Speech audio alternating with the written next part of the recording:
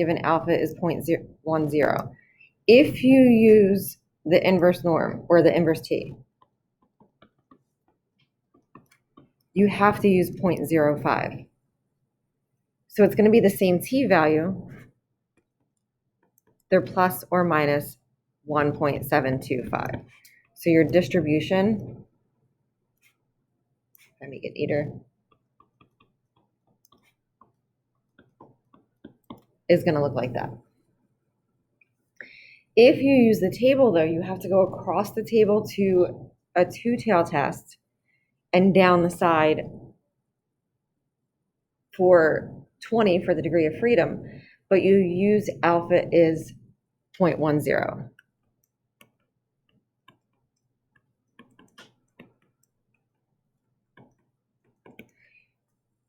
The table does it for you. It keeps the 0.10 and it splits it in half.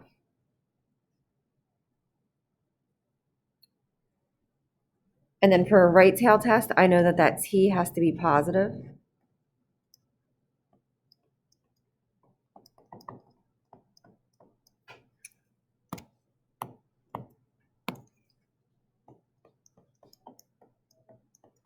So we can do it on our Inspire pretty easily. We can use the inverse t.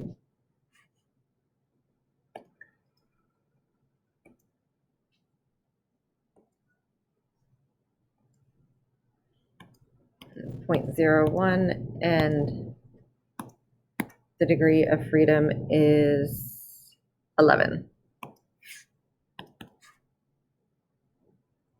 And I forgot, I changed the degree of freedom on the one before it. I gave you the wrong answer. So it's negative 2.718. But because it's a right tail test,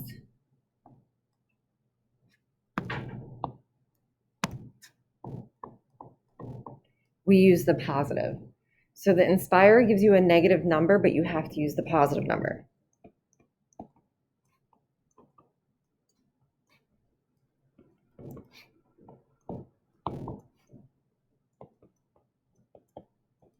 Because it's a right tail test.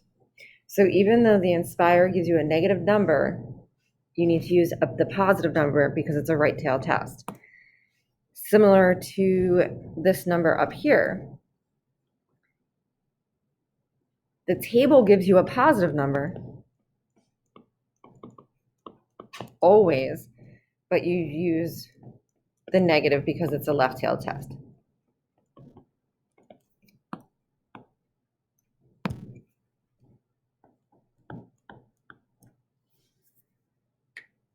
So we're used to finding those values. The only thing is that you can either look at the table or you can use your Inspire now. I would personally use your Inspire and just think if it's negative, it's positive, or if it's both of them. If you use your Inspire, you do have to separate alpha in half for two-tail test. If you use the table, you just use all of alpha.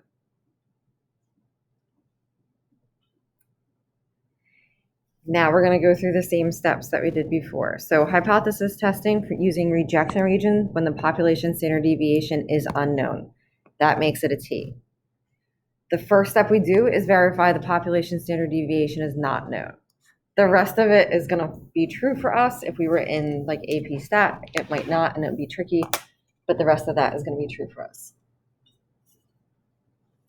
We state the hypotheses and label the claim and sketch the sampling distributions and all that stuff. So I'm going to go through the problem and I will stop when we get to the different part.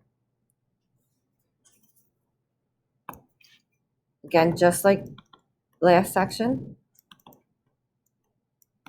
we're going to start with the null and alternate hypotheses.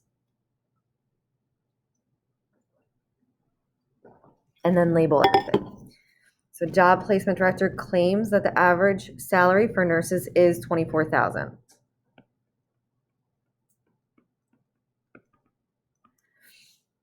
And that's my claim because it says it claims that.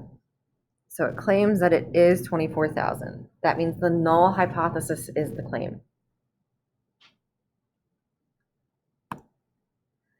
A sample of 10 nurses' salaries has a mean, so that sample has a mean of 23450, and a sample standard deviation of 400. As soon as you read that it's not a population standard deviation, it's a sample standard deviation,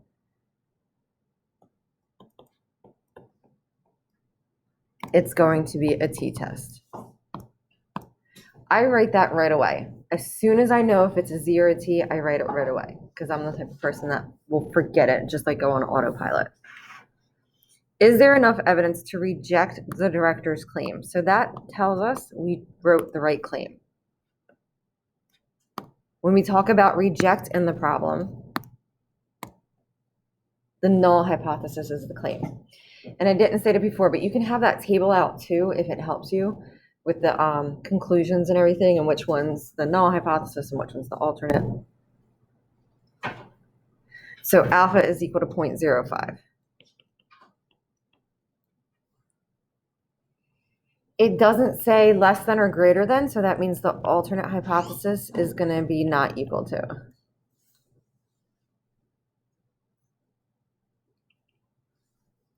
So everything's the same so far. We draw our sampling distribution and find the critical values.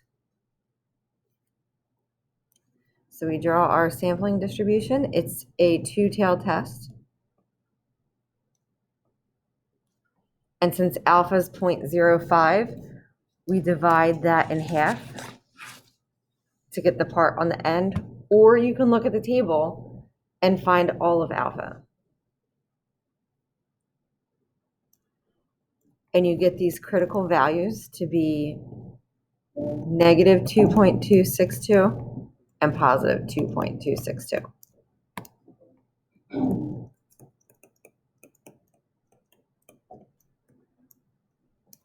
And on your test, there's going to be spots that say critical values, test statistic, or p-value, and you're going to have to know the words as well as how to find them.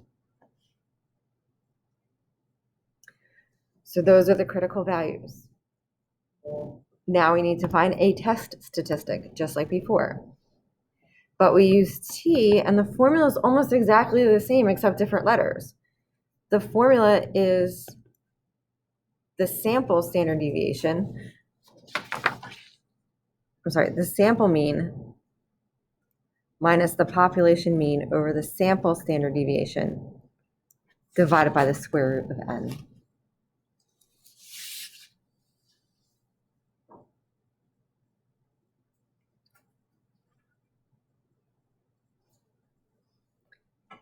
So T is equal to the sample mean, just like before, minus the population mean, just like before, over the sample standard deviation, which before it was just the population, divided by the square root of 10.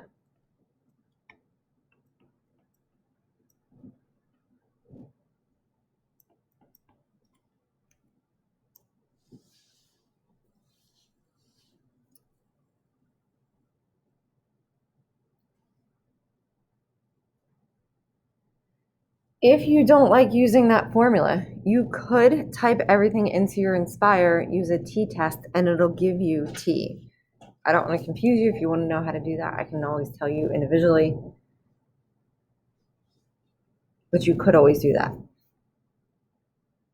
So that's our test statistic. We see where that falls. It definitely falls in the rejection region. Since it's in the rejection region, which is the shaded region, our decision is to reject the null hypothesis.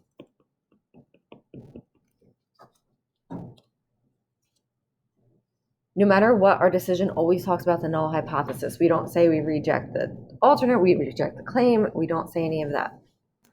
We reject the null hypothesis.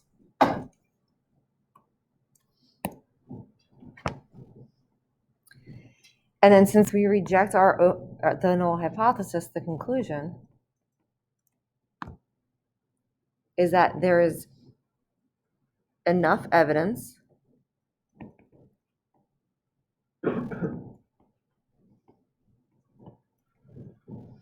so it doesn't have the word not in the decision, so this conclusion is not going to have the word not in it. There is enough evidence to reject the claim.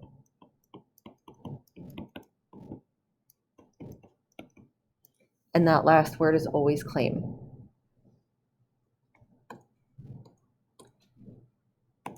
If this decision is saying we reject the null hypothesis, we're throwing it out, then there is enough evidence to reject the claim since it is the claim.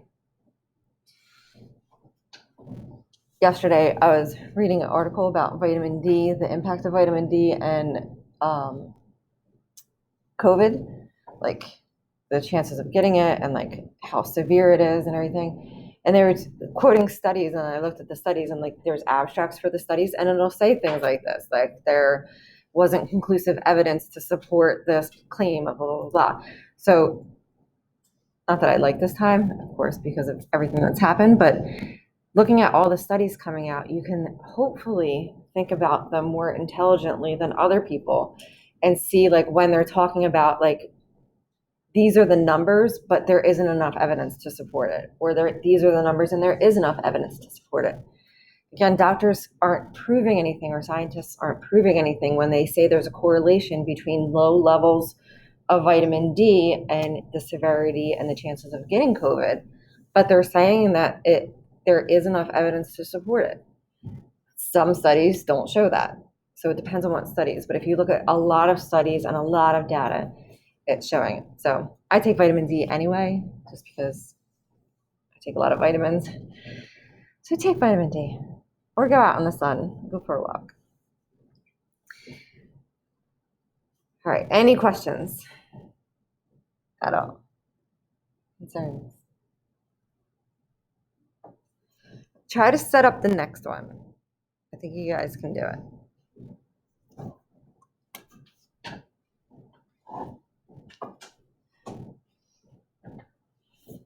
I'm going to check on my 11-year-old daughter who's having a panic attack because she's having the worst hair day ever and she's so ugly and her hair is stupid.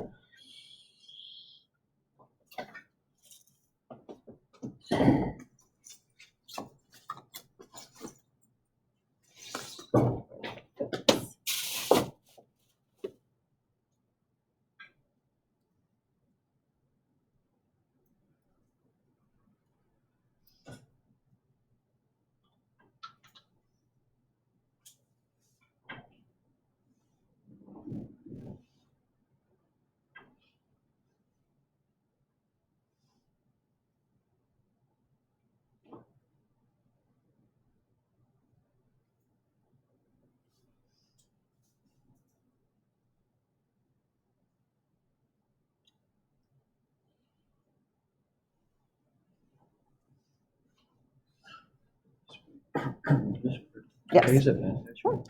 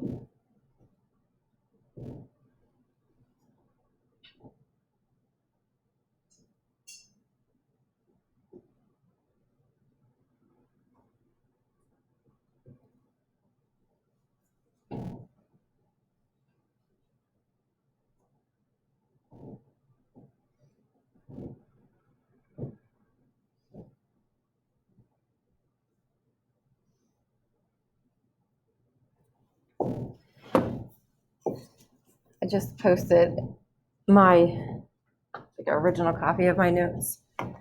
So if you miss anything, you can go back to a neat version of it. Glad I didn't post it yet.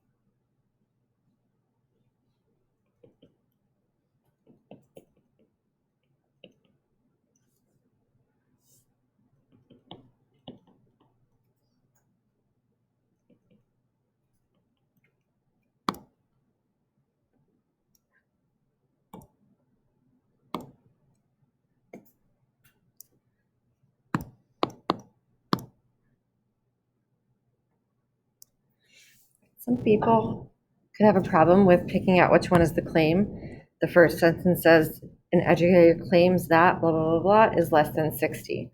So this is where, again, statistics isn't necessarily about how good you are at math. It's more your reading comprehension, and that you can pause and see where there it says claim and then is less than 60. All of the sample statistics are found, and then a sample standard deviation of 5.08. As soon as you read sample standard deviation, it's a T. I didn't write it right away, but I personally would.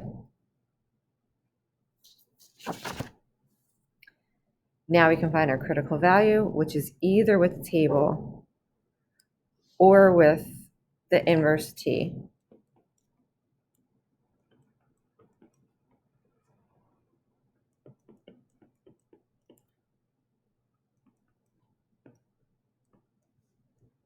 So we can call it T sub C, we can call it T sub 0, or we can call it a critical value, depending on what book you're using and what teacher you're talking to.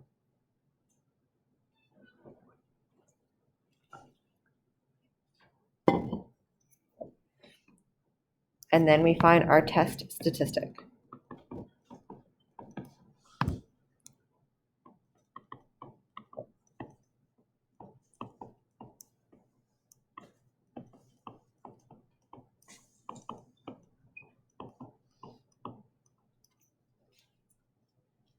And we see where that falls.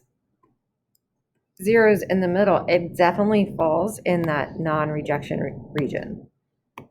So this number falls somewhere in that non-rejection region.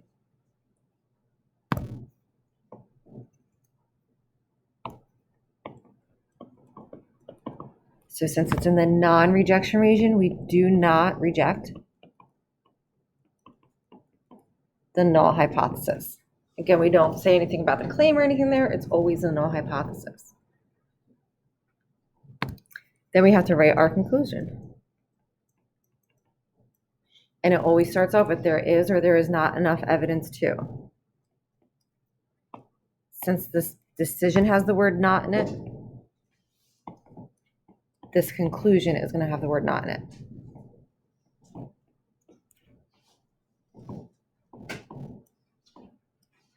And since the null or alternate hypothesis is the claim, we talk about supporting it. And it tells us that in the problem anyway. It says, is there enough evidence to support the educator's claim? If you want to, some people will also, as soon as they label the alternate hypothesis, write support so they remember. If they label the null hypothesis as the claim, they write reject as a reminder. Because again, we go on autopilot and we forget what we're doing. Again, too, if there is the word not in our decision, there's the word not.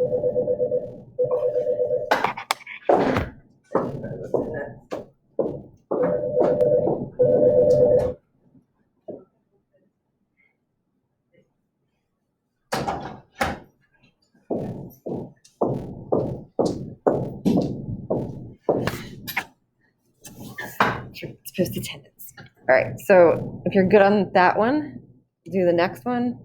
I'll put the answer up in just a minute. Well, on here, I'll work through it. I have to take attendance.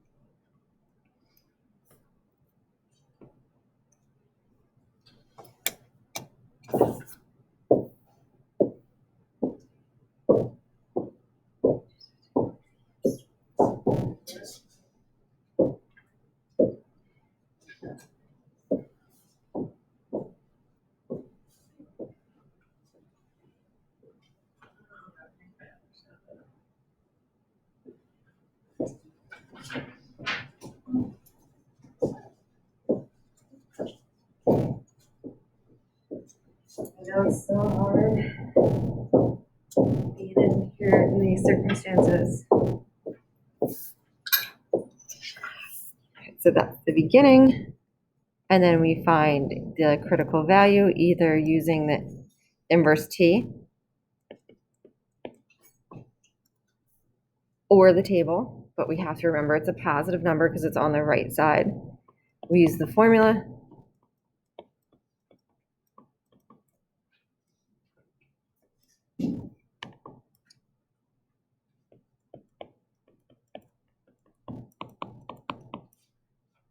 We make our decision since it's in the rejection region. We reject the null hypothesis, and there is enough evidence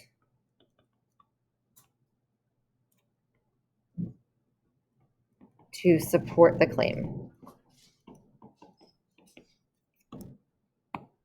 Oops, we use the word support because the alternate hypothesis is the claim. Again, I put a neat version of those up there. I will